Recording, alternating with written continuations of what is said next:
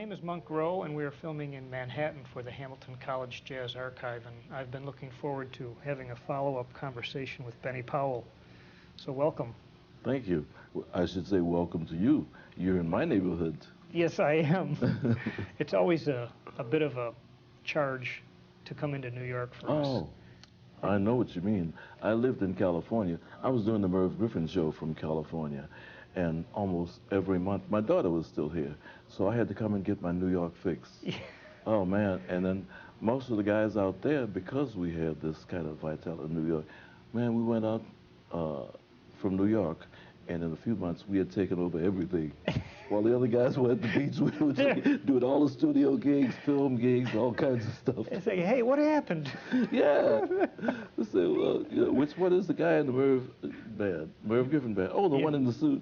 All right. Everybody's got trunks on and we're walking around in suits and stuff. That's great because, you know, the musicians have their own uniform almost. Well, I find, yes, they do. First of all, I think they're real model type guys. But then that's the guys who are the entrepreneurs or the leaders. Now there's another uniform for the sidemen. And that's what I was alluding to when I was out there. I was a sideman, but I was a rebel sideman, so I didn't wear my. But there's some guys who really make a very good livelihood at doing sidemen, you know, film, and they go from there maybe to a big hotel and play a reception.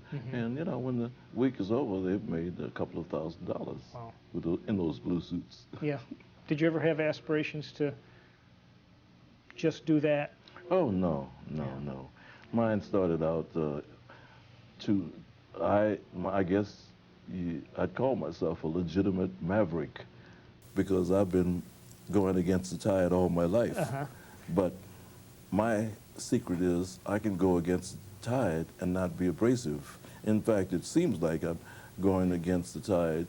I guess that's more prevalent in the way I've dressed always. I've always liked clothes, so I made sure I didn't, well, if I got clothes, I would have wear them. So as soon as I could pull off that tuxedo or whatever and put on my little slick stuff, I was only too happy to. So I never got caught in that trap.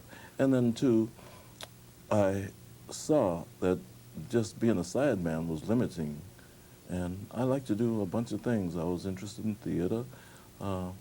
I don't know, just being creative. You know, you said something that just struck me so much when I called you last week, I guess. And you said, well, I'm just here practicing with my Jamie Aebersold. Yeah. And talk about education, you never quitting. I mean, you're still I was in Germany practicing. with Wild Bill Davidson. Is that the old cornet player? Yeah. And man, he had his little audio tape that he stuck, and by this time he was about 387 years old. I mean, this guy was old, but he had his little Walkman, and he put his tape on, put his cup mute in, and got ready for the gig. So, hey, well, I think I've watched people who've survived. Well, some people don't. Jane Jarvis doesn't have to practice. That's amazing. And, oh, well, I guess she does. She keeps loosened up. But it comes easier for some people than others. I told you in the beginning, I found out early in life, if you want to do something, I have to work at it. You know, so it comes easy for some people, but I don't think it comes easy for too many people. You know, it seems like everybody I know, you know, Randy Weston's the greatest pianist in the world, but I know ever so often he'll sneak up to Steinway and, well, not sneak up, you know, but he doesn't really, I don't know whether he practices that much or not.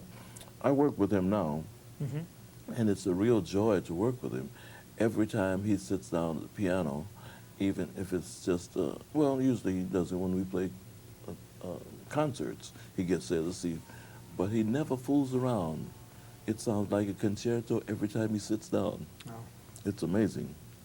Seems like a very spiritual person reading his liner notes and so forth. Oh, he is exceptionally spiritual. He is the most scholarly person I know. And he's done his research in libraries in Rabat, Morocco, Germany, these guys, man, it's amazing to be with them. Randy, Talib Keebway, Neil Clark, and this time, I think there was a bass player from France who played with us, James. Wow, I'm going to shoot myself for. Yeah, it's all right. But I think he has a name like Williams or something. At any rate, these guys are always on, when we have a day off, they're somewhere doing research in the library or something. It reminds me of something I remember you saying, and I'm going to quote you now, from a first interview. You said, most successful musicians understand humankind. Whether you're talking to a president or a porter, you should be able to communicate. Oh, well, oh man, he does fantastic stuff. We went to Jamaica last year to play a festival there. Randy's so smooth. Well, he lives in Morocco. Well, he travels back and forth. He lives in Marrakesh and Brooklyn. But in the meantime, Randy's been working with the United Nations. If you see some of his albums, he has albums concerning Africa long before Africa was free. He's been living in Africa, I don't know, 30 years as well as here. So his whole communication skills, they're just magnificent. For instance, we were coming back from Jamaica, and I saw him, you know, he's always the smoothest guy at the airport, because no matter what language it is, he has such a nice demeanor. And I don't know what he's saying, but it sounds like he's saying, you know, I'm a nice guy, give me a break, and you're a nice person. Because he always is complimenting people. But anyway, I saw him, this ticket lady, I saw him put maybe about 2 tons of percussion and stuff on his first class ticket. All that luggage, you know, you usually have to pay extra freight for that. He was, I don't know, somehow he talked to this lady, and all the while he's saying, I hope, Randy, forgive me, but I'm telling you secrets, but it's all good. All the while he's saying to us, isn't she pretty? This is such a, I love the people down here. Oh, man. This lady's writing 1 ton, 2 tons. Oh, man. But traveling with those guys is such a joy, because they're all on a scholarly level. And well, they like, you know, they 360 degrees, but it's all not about the last lady you saw. I better take this gum out of my mouth, please. We can park it I got somewhere. it. No, for that reason, it's a pleasure. Alex Blake is the normal, regular bass player with her, and he's phenomenal also. Alex Blake has, I think he comes from Dominican Republic, but when he plays, he has a strumming technique as well. With our group, it's pretty, this Randy Weston's group, it's pretty, oh, I got a picture of us in Spain, if you don't mind. Each one of us can hold the stage by ourselves for a little while. And Alex just does it tremendously. Well, I mean, hold the solo spot for a little while, you know. I don't know, shall we? This is from a concert we did in Sevilla, Spain, last year. I think it's really nice how they do it. It's from a newspaper, but look at the flesh tones and Randy's hand and so forth. And there's Randy, and this, oh, I'm sorry. I wish, maybe we should put this on a stand or something. Yeah, but we anyway, can take a shot of it afterwards. Okay, I want to talk about this Yeah. lady too. Our last album concerns the African presence in the Shang dynasty. This is a Chinese woman, and she's playing a Chinese instrument called the pipa. Yeah. She's on our last album, Separa, it's called. Kipra, I'm sorry. But Randy has such a beautiful way. He's like Duke Ellington. He can meld anything, because I think, well, I don't know, he is just the most beautiful organizational sense. sometimes when we play with Moroccan, yeah, that's, sometimes we play with Moroccan musicians, Moroccans will start to play first, and I'm wondering, now that's a bit different. I know it would be a challenge if I had to play with that. Now, what is Randy going to play with that? And in 2 or 3 minutes, it sounds like they've been working together for years. Well, Amazing. but the same thing with this woman, Ming Chow Fen. She's a master at this instrument called the pipa. Anyway, this last tour we did was, well, you've heard all of this on this album, if you've played this album. Have you played this album Yes. at all? In fact, I had a little piece here to ask you about, Yeah, if okay. if I can find it. She was the thorough trooper, traveling with us. You know, she's not really, I don't guess she's used to doing one-nighters and stuff. But, oh, man. I wanted to find a little spot here.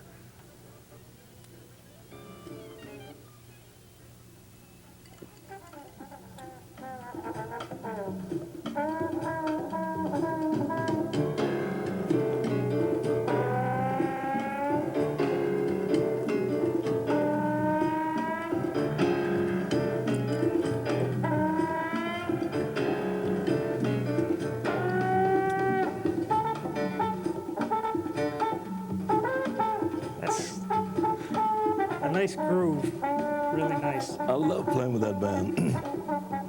Because you see, you have such freedom. There's no drummer behind you. I mean, you know, it's... How much music does he write out? Quite a bit of it, isn't it? And you get the No. solo spot, no? Yeah, well, quite a bit for the form, but it doesn't seem like much. Melba Liston is responsible for the arrangements. And I don't know, they're really not extensive, you know, not like a big band, Yeah. A, B, C, and D. Oh. There'll be a line here, you know, a whole 16 bars or whatever, 32. And then there'll be maybe a middle, a transition. But actually, it's built around the solos and stuff. The written music serves as interludes or setups for the solos. I was glad to see her name. Oh, Glad to see her she had a birthday 2 days ago, I think, Melba Liston. Wonderful woman. And she's on the West Coast, isn't she? No, she lives here now. She lives here now. Yeah, she's been here for about 2 or 3 years. She's been wheelchair bound for a little while, so I guess. But she and Randy are very close, and you know, he really looks out. Oh, he's a wonderful, wonderful human being. Right. When I was going through this dialysis, you know, before I got a kidney transplant, he was benevolent enough or kind enough to really arrange for me, because dialysis is something you have to do every week, no matter whether you're in Europe or not. So dialysis is that method that is used when you have kidney failure, when your kidneys don't function. You go to the hospital for 3.5 hours, and they put you on a machine that does work that your kidneys would do if they were working. At any rate, he arranged for me to have this done 3 times a week in Europe. Well, he helped me to make arrangements.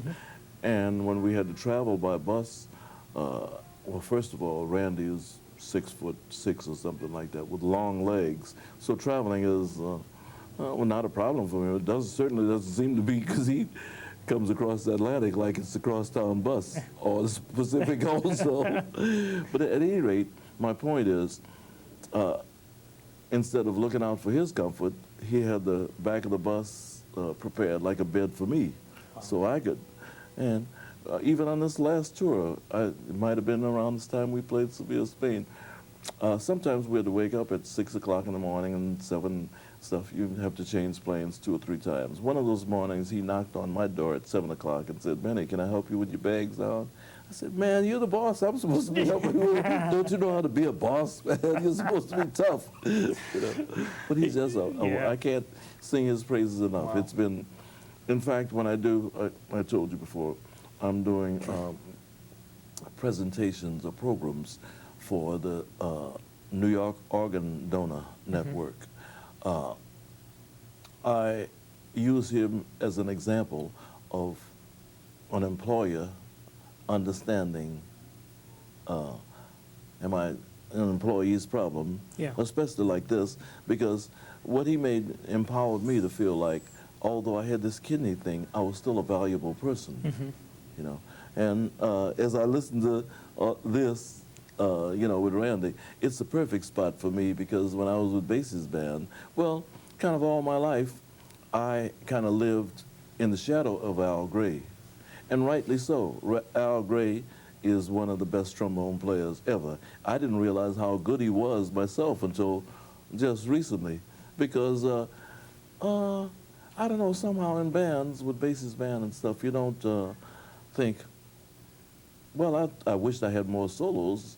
Well, with Lionel Hampton's band, we were first with Lionel Hampton's band in the late 40s. Al had just left Jimmy Lunceford's band. I just left New Orleans, you know, so it was easy to understand.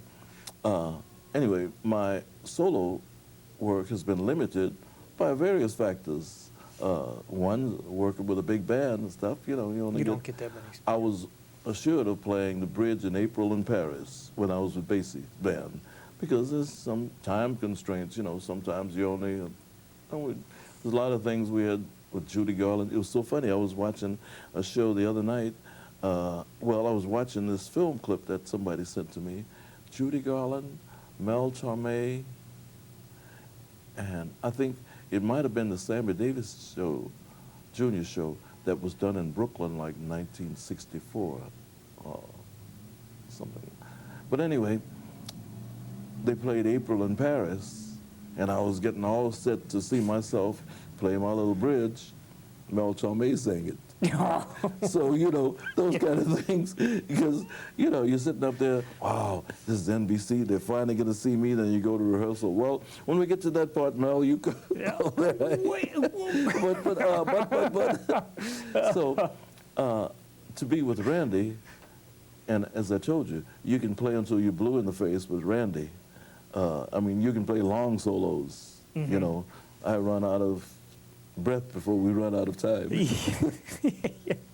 You're making up for Yeah, you know, I guess everything comes around. Right, yeah. Yeah. I wanted to fill in a couple holes in your history here.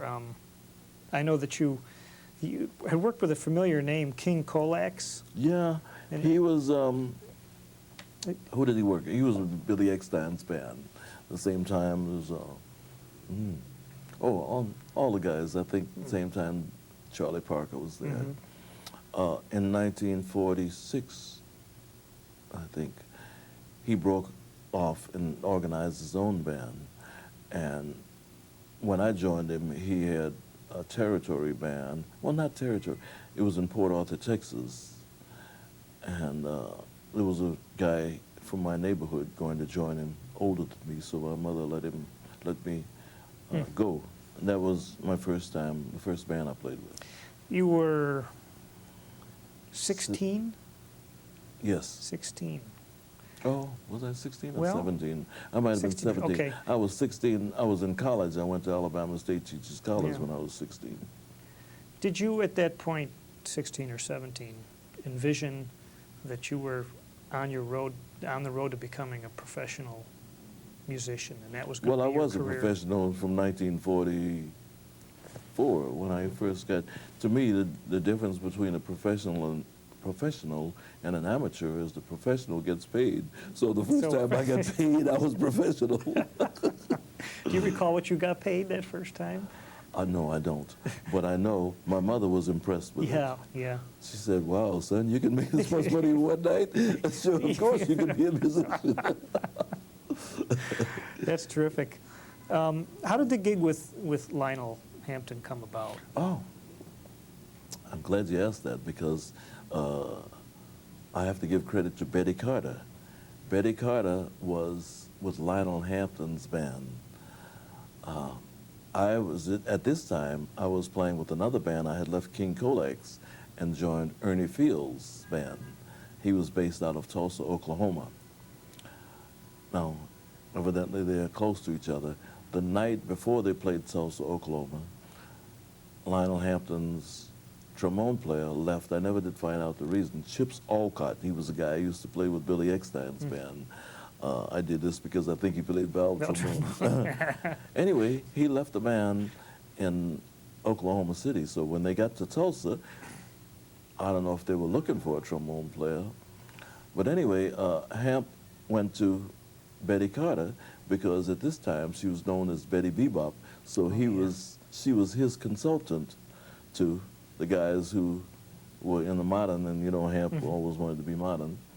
So I understand she gave thumbs up for me, and I didn't find this out till she never mentioned it to me.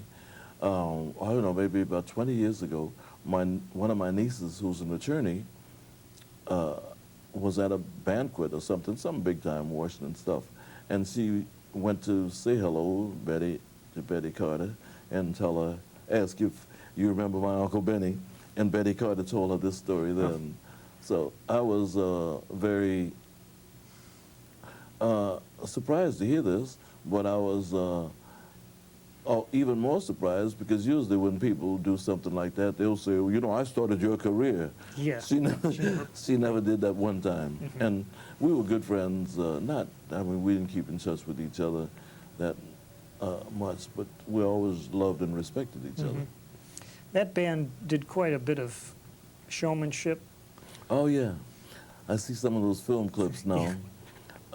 We did some film shorts for Snader. I remember it was Snader Productions. But we did all kinds of visual stuff. I think when the tempo was, if you see some of those film clips, I think, now this is why, oh man, but you know, I was really glad I went through that school, and Quincy always talks about the same thing, because it let both of us know that this was show business. Yeah, you see a lot of guys who become jazz artists think it's impure to show any kind of emotion. Well, at one point, not so much now, but you remember when everybody was too cool, so cool. Yeah. I mean, you know, you step on a guy's foot, he'd say, ouch, next week, ouch. You know, that's how cool we all were. I hope I'm not getting too far away from the point. But you know, we're all filled with stories. And one time, I can't remember, we were in Germany or somewhere, Randy, working with Randy Weston, he usually goes on first and plays solo for a few minutes while we're still upstairs in the dressing room. One of these times, I was putting on my costume, because we wear African clothes, and listening to him on the monitor. And man, I know he plays marvelous concerts, solo concerts. He was playing so much piano, I told the guys in the band, damn, Randy doesn't need us out here. What the hell are we doing out here? Anyway, it dawned on me after a little while, I said, Randy, if I finally figured out what we're doing out here, you just don't want to have to go back to one of these hotels in France, a little hotel or whatever, at 2 o'clock and not have anybody to swap stories with. So I said, I know that's why you want me here, because I'm your age, we could talk about it. Anyway, I was just kidding. But this is a favorite pastime of musicians. I love to hear it. Yeah. Absolutely. How did you end up in Ottawa? I was with Lionel Hampton's band, and I think it was my first time being outside of the United States. At this time, I was either 20 or 21, between racial prejudice and some kind of petty things that went on with his things I thought was petty. Yeah. I was kind of fed up. Yeah. When I finally was exposed to another culture in Canada, where being black was an asset rather than a liability, I remember the president of the jazz club was a big judge, Judge Anger, in Ottawa.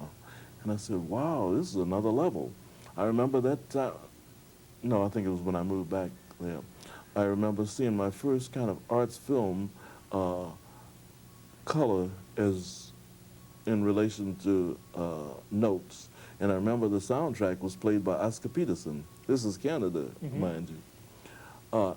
Anyway, I played there with Lionel Hampton's band, and the culture this is the first time I felt that kind of freedom.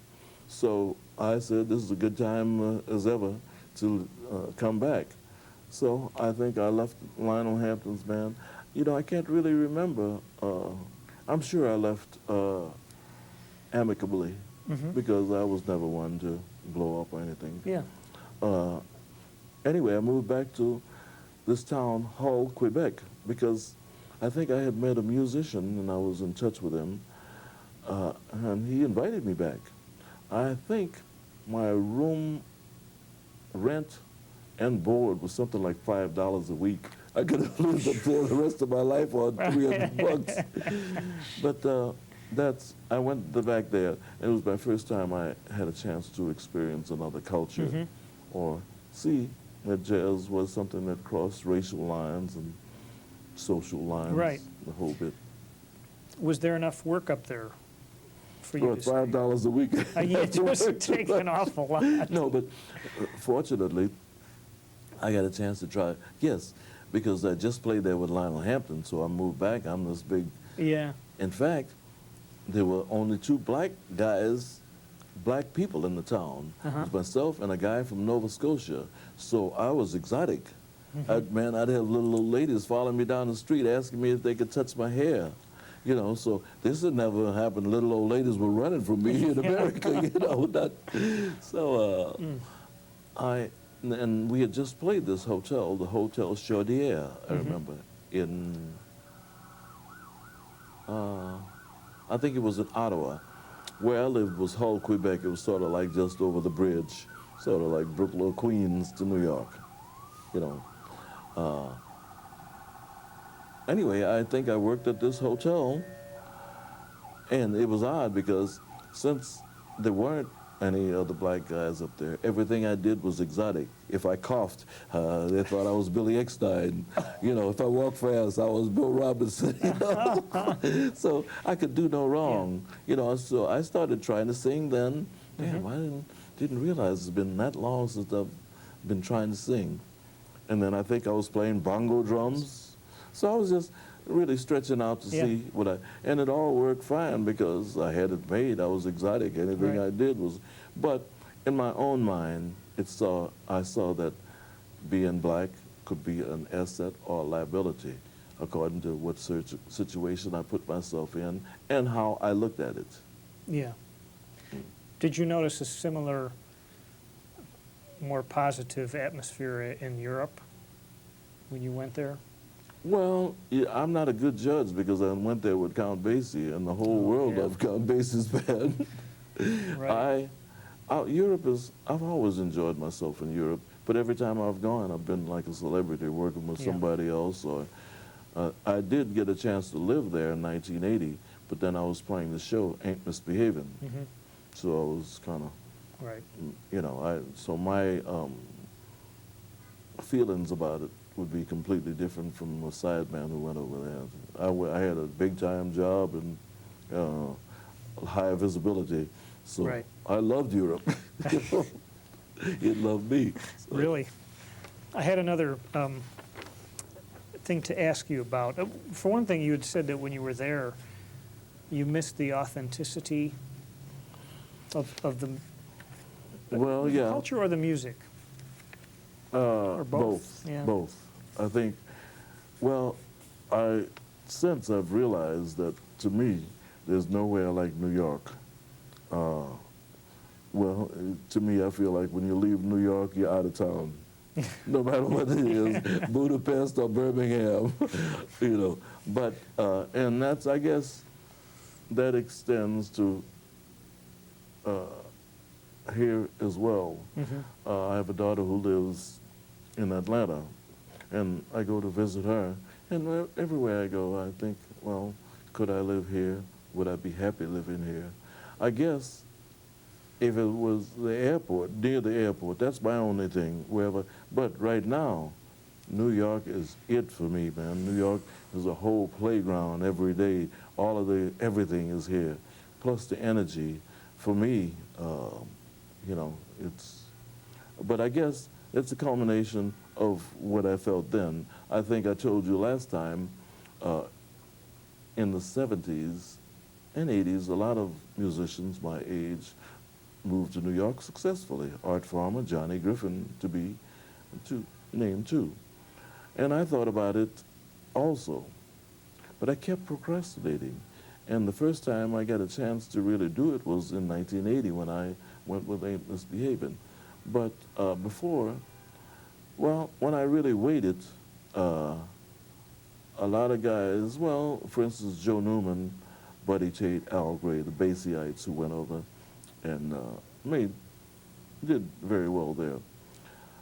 When I started thinking about the reality of that, you see, a lot of times those guys were on their own catching trains with bags and all of that stuff. So after a while, it's not too glamorous. Mm-hmm. You know, you're in Switzerland and there's a flight of stairs because this is before escalators and all of that. Well, it was not before, but anyway, I decided then that that was one of the reasons, the physical one. But next, it's just the music, hearing.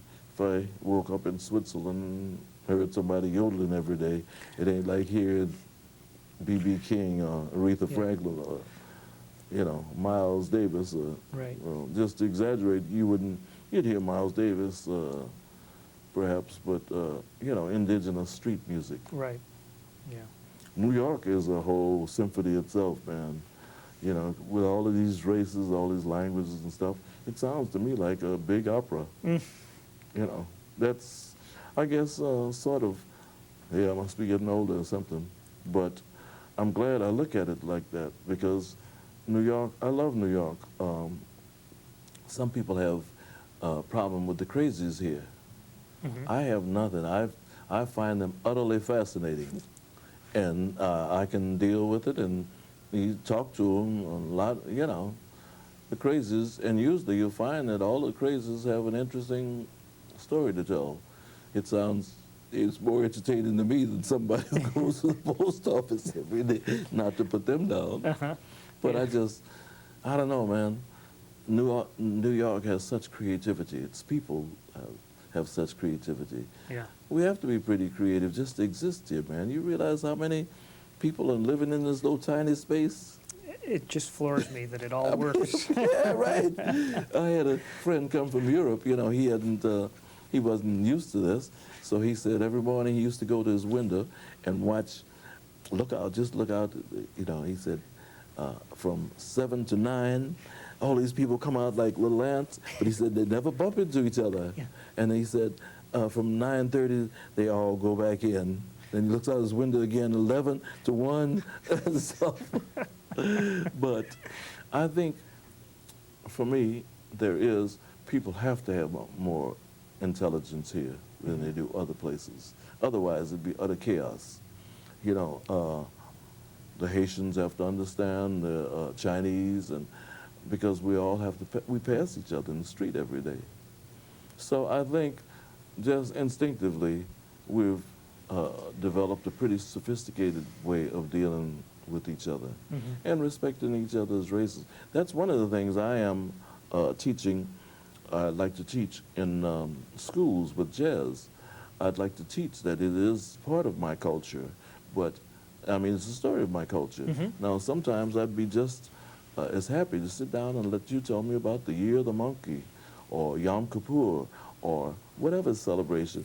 I think the next thing in education, and a very important thing, is going to be cultures, because right now we have such a hodgepodge of everybody, and when we start teaching to appreciate each other's culture, I think that's one of the ways for us to go into the next century.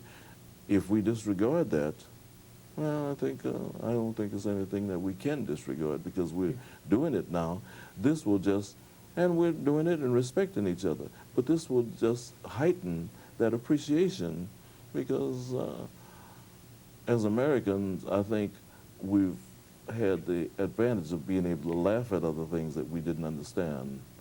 For instance, other languages. Americans for a long time would go to France and be mad at the people because they couldn't speak English, you know. Yeah. But I think that's my point. We're beginning to get around to it where we have I'll tell you, for instance, I don't have a computer yet. I don't have a computer because whenever I had time, I've been married to people who had computers. Whenever I had time, I felt like I should get to my horn and practice because I'm getting a computer next week. I've already paid for it. Only because my oldest sister told me that my daughter will be able to keep me in touch with my grandchild's movements much easier by email Absolutely. than calling me. So that's been the impetus for me. Now, I can use a computer. You know, I teach school and stuff, but it was something like that that Right. was finally, because I've really had access to computers, 20 years or whatever. I wanted to follow up on something you had just mentioned, jazz being the story of your culture and America's culture. There's been a lot of press lately about conflict of looking at jazz history from a racial standpoint. And there are some, a couple weeks ago, there was a thing in the Times from an author who was, I guess, complaining that he thought that the white musicians that he considered innovators. Have you heard him play? I have not heard this man play. No. Okay. Well, he has his opinion, but for me, I wish we'd get over all of that. Acknowledge that everybody had something to do with this. Yeah. One of the things I think that's never been played up enough is Benny Goodman's role in showing a visible democracy.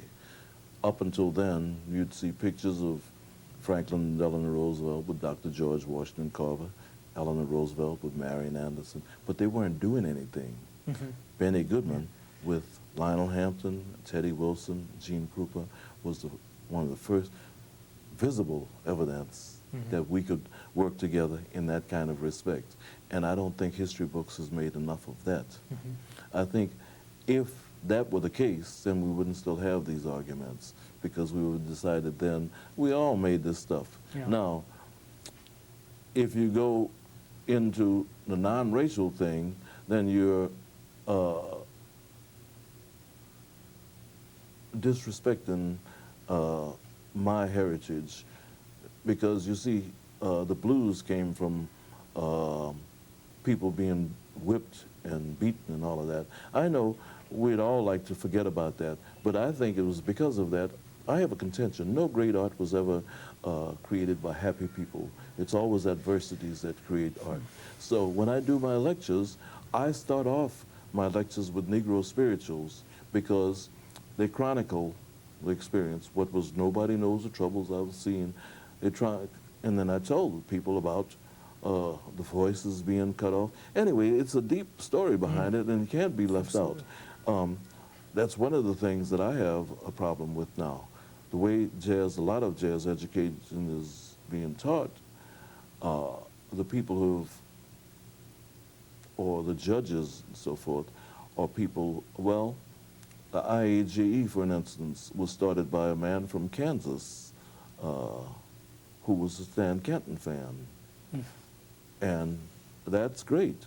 But the emphasis on a lot of the conferences I've been to start jazz off there.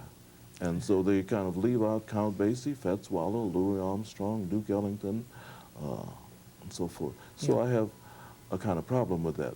But whenever I have a problem with anything, rather than complain about it, I provide another solution. That's why I'm teaching and stuff. So I said, and this guy, I don't know whether I should call his name or not, but I guess I shouldn't now that I've made my little smart remark, But I don't know.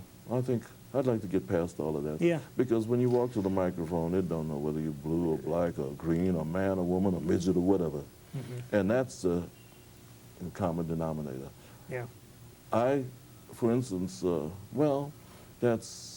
writers have their place and so forth.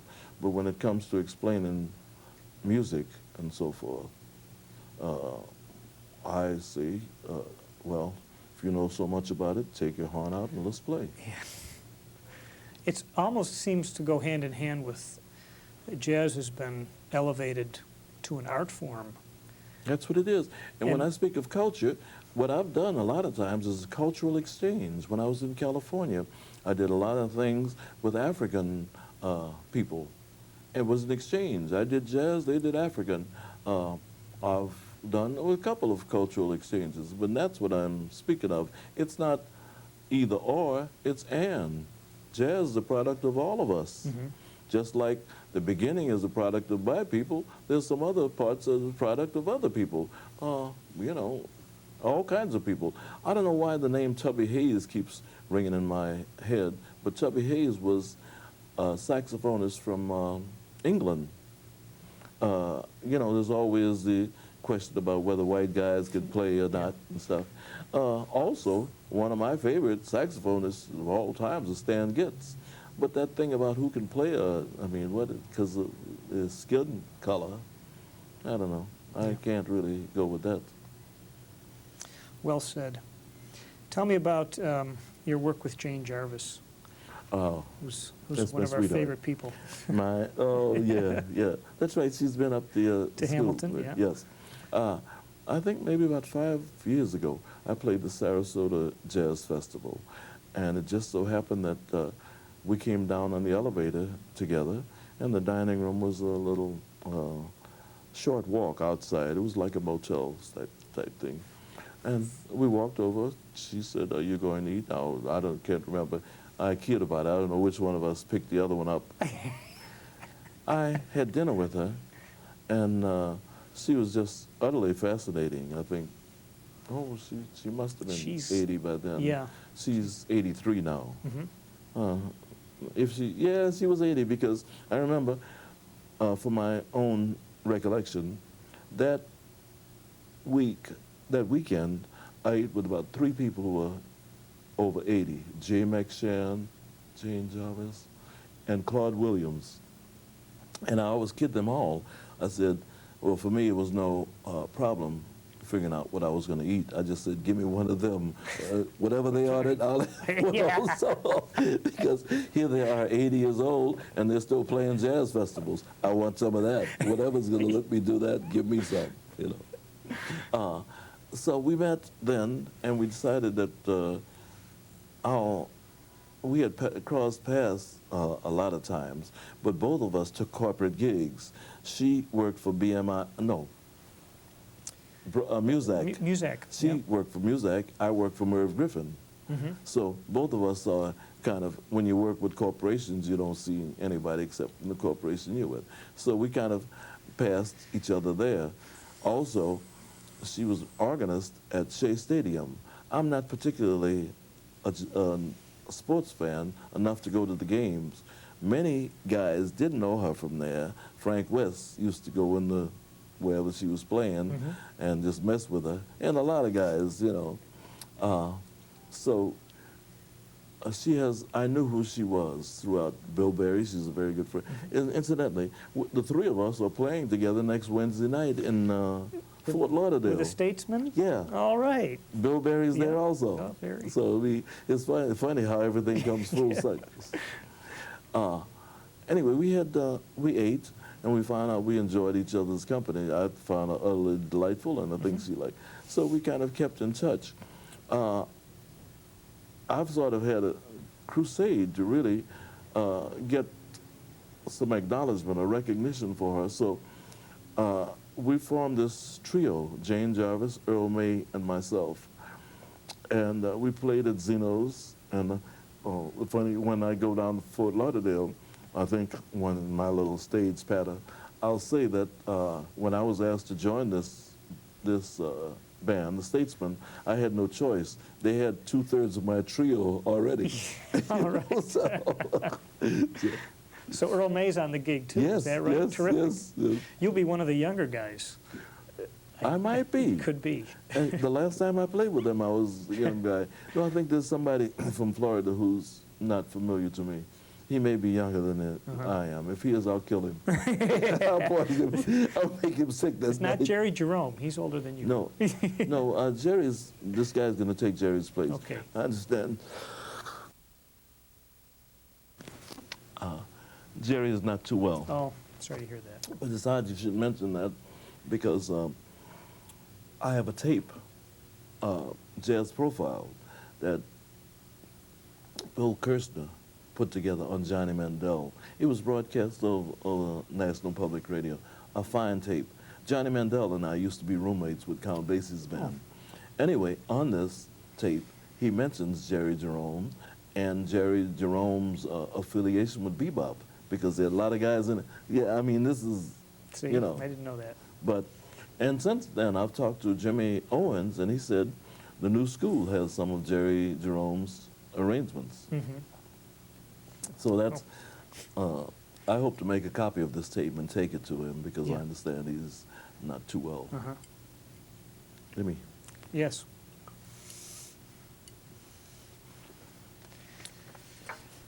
Well, you got, after Basie, did you find yourself kind of had your fill of big bands for a while? Although I know you Yes. ended up with Thad Yes. Jones. Yes. I was really trying to get a job with Charlie Ventura. Mm-hmm. Charlie Ventura had a small group, and it was a bit different. I think Jackie Kane and Roy Crowd, Jackie and Roy Yeah. was singing with him. He was playing tenor. Benny Green was playing trombone, and it really made for a nice ensemble sound. That is one of the jobs that I wanted, that I was seeking. I think I wrote Cannonball Adderley and asked him to add a trombone because I really did want to play with a smaller group Yeah. for a while. I wasn't too successful. In fact, I went to Mingus's house. Thad was trying to get me in Mingus's band, but it was kind of weird because I remember Pepper Adams was there, and he was transcribing something from the piano. And I don't remember saying too much to Mingus, and I don't remember him saying too much to me. I think we were sort of checking each other out. Uh-huh. I know I was looking at him to see, because, you know, Mingus had a reputation Yeah. for, well, first of all, one of the things that didn't sit too well with me was the reputation that he had for knocking out Jimmy Nepper's 2 front teeth. So maybe I want to work for this guy, but Yeah, I don't know if I that's- want to work for him that bad. So I did, anyway, there was a job with Illinois Jacket that I was trying for. Mhm. No, but all of this is the transition from Hamp's band to Basie's band. Uh-huh. When I left Basie's band, I was still trying to work with a smaller group. That's why I'm so pleased about Randy's thing, because I've always wanted to work with a small group, and here I am, 587, and I'm getting a chance to do it, you know. Wow. Tell me about this. We're hopping around a little bit, but as these things occur to me, I want to ask before I forget. The thing with the union and the new school. Oh, let me finish Yeah. with Jane. Oh, yes. We jumped off there. After we talked and so forth, we decided we'd keep in touch with each other. We didn't decide to form a group right away. I think maybe I went to visit her, and I take my horn out. Oh, I kid about the kind of day. Let's see if I can remember our structured day. I think I tell people we'd wake up in the morning, eat our oatmeal, take our pills, practice, take our nap, wake up and have lunch, practice, take another little nap. But one of the things I like about hanging with her, she's loose like I am. We sleep when we're sleepy, we eat when we're hungry. Uh-huh. You know, she doesn't have like eat at 8 o'clock in the morning. Or Yeah. nothing. So I thoroughly enjoyed her company and staying at her house. I found out too that she was a composer. I'd never known anything about that. She wrote 31 tunes for a Broadway show. Mhm. So she was showing me some of the tunes when I was at her home, and I started playing them. They started sounding pretty good. So I guess maybe the idea was born for a trio in my head at that time. And then when we got to put it together, Earl May has always been my very favorite bass player. He's very thoroughly supportive, but he's thoroughly nuts, and that's my kind of person. I don't like, he's very kind man, but he has one of those subtle senses of humor. I'll tell you, for an instance, I was doing a school program, and I have this participation for kids. So if I want to tell them about Nat King Cole, I start off with something they know. How many of you know who Natalie Cole is? Yeah. So hands would go up. Well, do you know what she does? Oh yeah, she's a singer. Some people are little kids. So I said, do you know who do you know who Natalie Cole's father was? It's leading up to, behind me, Earl says, Freddie Hubbard. Here I am. Yeah, right. You get, School thing, serious and all Yeah. of that, man. But that's the kind of, you know who Natalie Cole's father was? Yeah, Freddie Hubbard. Oh, man. But he's just a beautiful guy to Yeah. work with. Because, you see, as I teach my students, being a good musician is only half of it. Being a nice person is the other half, or maybe 65%, because New York has a bunch of good musicians, but when you get ready to go out on the road to take somebody out there with you, you're responsible for them, and you certainly don't want to hire anybody who's a drag, anybody who's, it doesn't feel like you. I think that's why, that's how Jane and I recognized each other right away. We saw that we were both no-nonsense people, and we're both hard-working people. Anyway, to kind of put an end to this story, Jane is very supportive. She's got me believing I can sing. So I'm singing some of the tunes that she's written. Also, I've written lyrics to my own song. The first time in 68 years I've ever written music and lyrics. And they're in the metaphysical realm. I'm in religious science of mind. In fact, one of my main influences is O.C. Smith. He was singing with the Count Basie band. Yeah. He is a church now. He's a minister in science of mind. All of these things are kind of tying in because of the spiritual level I'm on now, or level of spirituality. Jane is there, Earl is there, and we all, it's like people who are birds of a feather. So besides the music part of it, we have a kind of like spiritual side. So it's pretty complete with 3 people. Yeah. And we just have the grandest time. Well, I'm fortunate enough now to work with people whom I enjoy on the stand and off. That's what I was talking about, being a nice person Yeah. off the stand. Now, Excellent okay. advice. Excellent advice. Oh, yeah. for- Yeah, well, that's what it becomes, especially in New York, man. If you don't want to make it, there's somebody else who will make it in the next 5 minutes. Yeah. And probably, well, the fact that they want to make it, if they're easy to get along with you, you just blew that gig. You don't hesitate in New York, man, because, it's a supply and demand. There's a much bigger supply than there is a demand. Yeah. I was going to ask if the jazz seems to be getting quite a bit of press lately. Oh, yeah. Yeah, and as I said, been elevated to its rightful status. I wonder if it translates into work, though. Not really. I'll tell you, for instance, we were talking about, I'll start this story all over again. About 3 or 4 years ago, myself and 3 other guys who've been active in, not only for musicians, but civil rights, were politically active, decided that we could get some of the things done better with a committee. So we organized a jazz advisory committee for Local 802.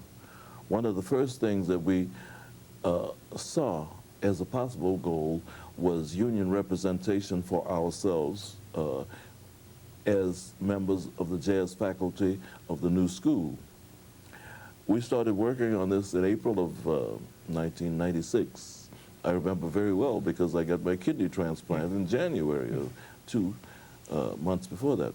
Anyway, last December, 1998, we finally got a contract ratified with the union, and I think it's historic. You said it's getting a lot of press. In fact, there's you want to shoot these things now Yeah. or afterwards? Yeah. his, I wish we had, is there any way we can put this on a stand? Because I think, anyway, I can hold it up. This first is the Allegro newspaper, and it's the union newspaper. And it says, new school jazz faculty ratifies a historic contract. It is historic because I think it's the first time any arts department has been represented by the union. The clerical aspect of it, and this is, I think, going to affect teaching maybe across the board. I think that sometimes it probably will affect you. You're a teacher and so forth. But this is all for pension fund, first of all, and health and welfare. Yeah. Now, that means the employer pays that for us. I'm fortunate enough to be collecting this because I did Broadway shows for many years, and I had no idea about a pension fund. You know, I'm a jazz musician. I just happened to get this Broadway show. Right. Pension, I don't need a pension. I'm never going to die. I'm going to have fun like this all my life. Yeah. You know? This is from the New York Times. We made the New York Times, and this is Jimmy Owens, a very spearhead for the thing. He's a very well-researched guy, and this is myself. And these two of the students at the new school. This guy is from Portugal. I think she's from North Carolina by, oh no, it's the other way around. Yeah. This guy is from Portugal.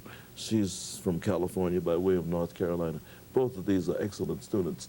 Now, the new school staff has grown very much due to our celebrity.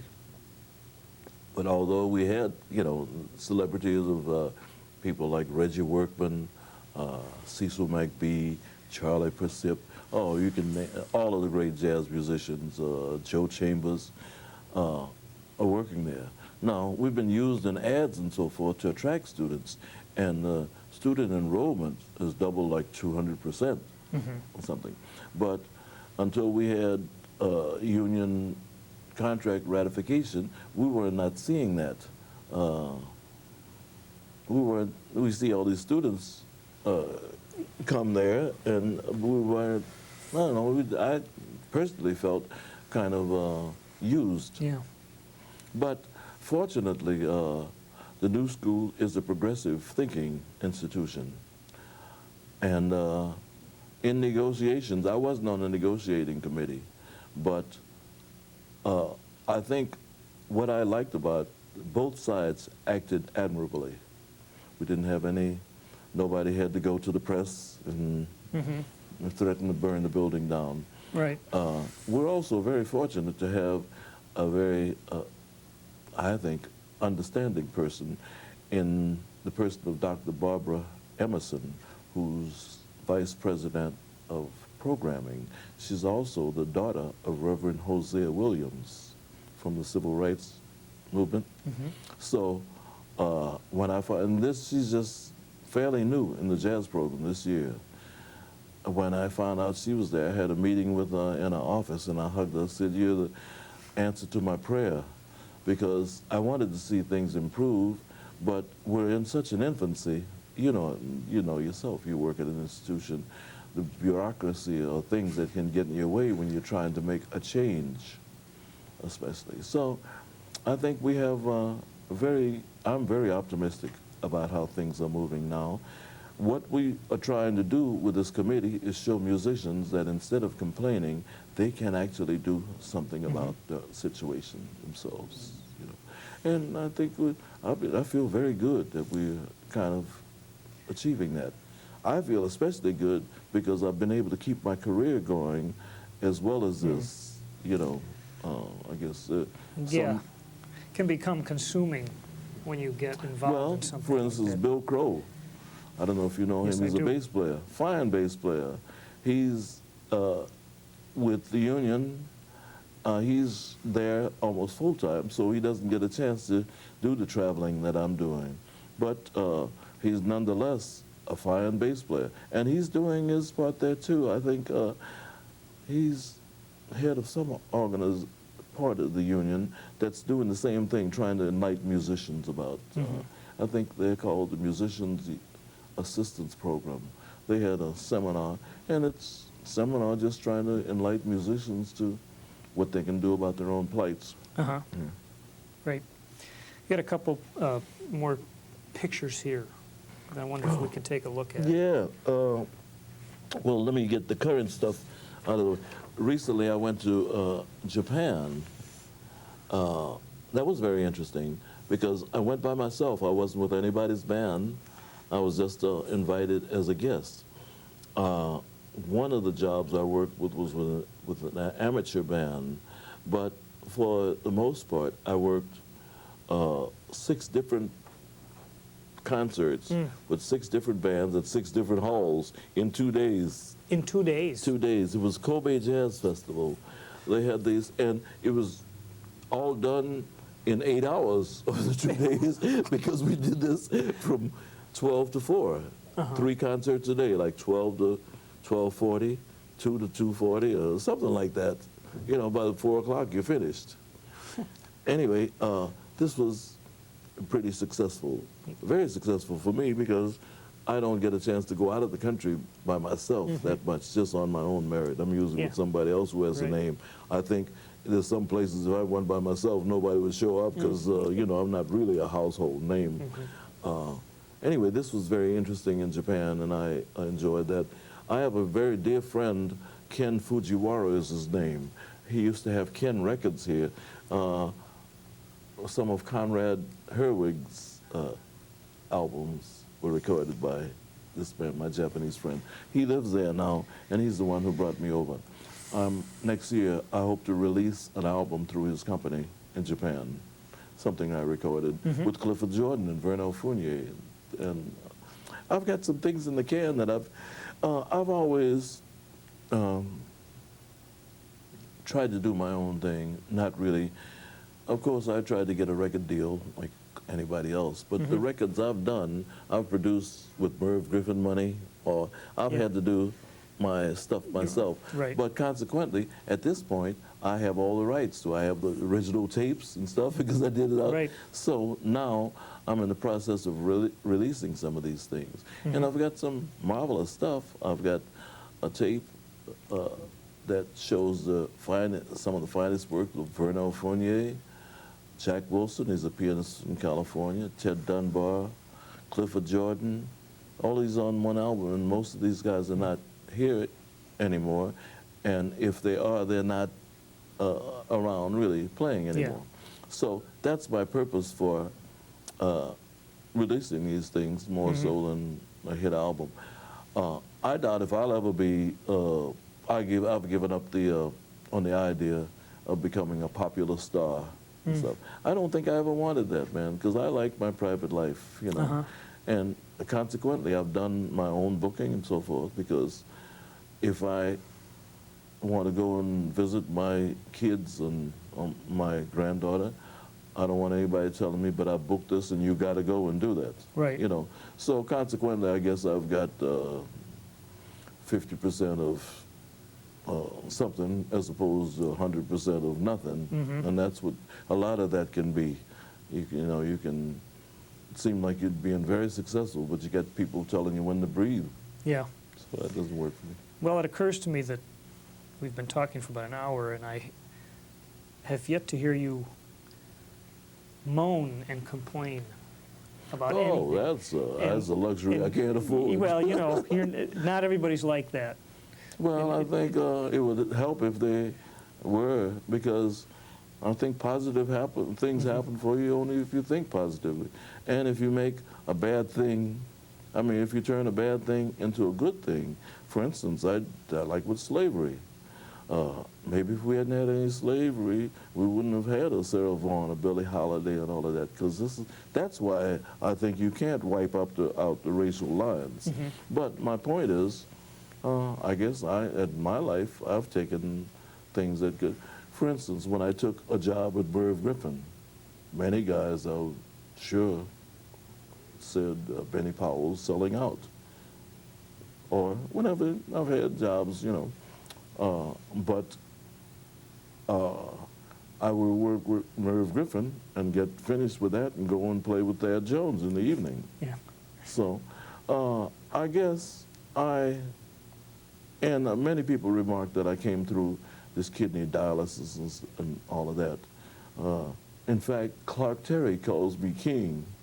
Can you imagine that?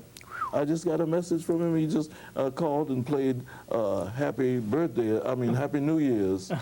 But man, to me, not in my wildest dream, Max Roach has some kind of name for me. Now these guys, I came up like a kid idolizing these guys. Now, that's really because I handle a life-threatening thing. You know, it has nothing to do with music at all. Yeah. But that's what I'm saying. If I had looked at, oh, woe is me. In fact, when it first happened to me, I talked to one of my sisters, I think, when it first happened to me, when I was first inconvenienced by it. My sister said, well, I don't know why it happened to you, brother, but she said, if you think about what you have as opposed to what you've lost and work with that, I'm sure everything will be fine. And at that point, I realized how lucky I had been and how lucky I still was. I had something to work with. Mm-hmm. And I think that's because, you know, if you keep your mind busy, well, music is humbling itself, man. I'm still trying to learn how to play trombone. I got no time to think about I'm sick. You know, I never will learn how to play that way. Yeah. You know. Wow. So have we used up all your tape? Well, how are we doing there, Tim? Pictures. We got a couple okay. photos that. Okay. Oh, yeah. As I was digging out, I don't know, I was going through looking for other things, and I happened to find, I've got a whole archive in my house, man, because I'm one of those people who saved everything. I've got newspaper clippings from Count Basie when I was with his band in the 50s in Europe. And I've really got wow. in fact, I've got some pay receipts from Lionel Hampton from 1948, you know, just because I kept all of it. Anyway, these are the members of Count Basie's band. This is the alumni, because I think in this picture, there's Joe Newman, Frank West, me with hair. I'm sorry, Joe Newman, Frank Foster, Benny Powell, Frank West. Behind us is Jimmy Owens, because this was done at his home. The other guys are a film crew from Holland who came over to do a piece on Count Basie's band. I've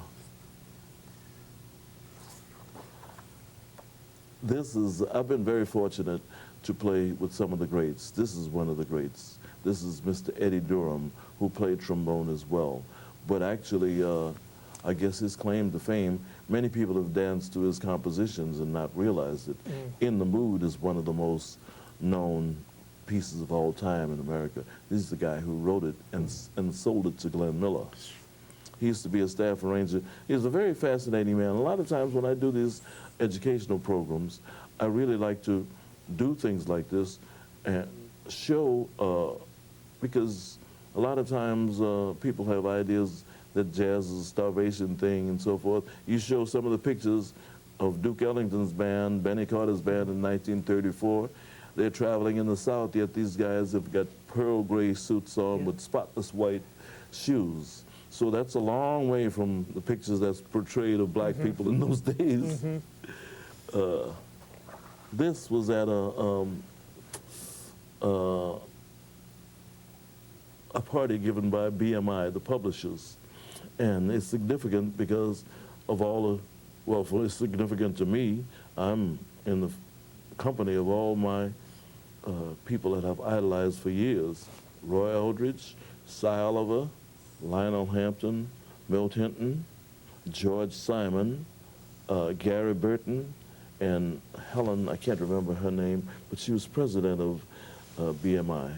There I am. And Doc Cheatham, I don't remember this lady, but this is Max Roach and Oliver Jackson. So to me, just to be in the same room, much less on a picture, is something that I'll always cherish. Lionel Hampton was my first big name band leader friend. This was taken on a tour with Randy Weston when Dizzy Gillespie was sick. We were in Europe at the time. This is Randy, of course. This is Talib Keepway. This is Stafford James and me, and Eric Ajayi. Eric Asante, that's his name, I'm sorry. Eric Ajayi is a comic. Eric Asante. When Dizzy was sick, we took this picture, "We Love You, Dizzy," to send to him. Again, this is the same, taken at the same party. And the same people. I don't know who this gentleman is at the top here. He might have been, do you recognize him? No. No. And the last is Lionel Hampton, Gary Burton, myself, and I don't know who the bass player was. But ever so often, when I'm going through files and stuff, I'll run across pictures like this. And to me, right now, I'm sort of objective about it. It's like it happened to somebody else, because I still feel like a little kid when I'm around. Just recently, I was at Lincoln Center 2 nights ago, and it was a big tribute to Duke Ellington. And I don't know, I was in the, well, even when around Max and Randy, I still feel like the little kid who was, wow, these are my idols. You know. I still really do feel like, and well, I'll tell you even more so. I was at a tribute to Clark Terry a little while ago, and I had the pleasure of sitting next to Jonah Jones and talking to him, and it was utterly fascinating. He was able to tell me about Roy Eldridge when he was a little kid, Quentin Jackson, you know, some obscure musicians to the general public, but nevertheless friends of mine. And to see him light up when he talked about all of these things was just a delight. Well, I can relate to that because that's how I feel being around guys like you. Oh, thank So- you. Thank you. Well, you know, when we're sitting around telling stories, I don't know. Well, I think it's a good feeling for all of us because I think those of us who really love jazz have a humility about it. We realize that none of it is a big deal. The big deal is just being a nice human being, or trying to be the same kind of human being Duke Ellington, Ella Fitzgerald, Count Basie, Sarah Vaughan. If you can live up to their humanity, hopefully you'll make some good music.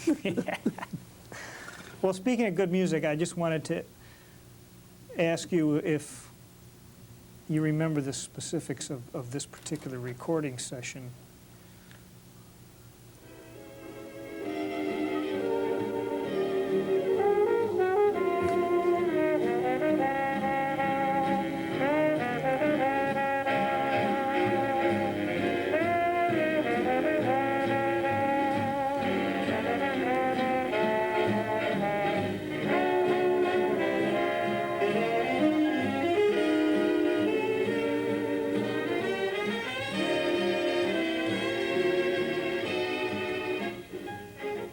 Yeah. My first impression is how blessed I am to have been a part of that, because as I hear it, I think about Freddie Green, I think about Marshall Royal.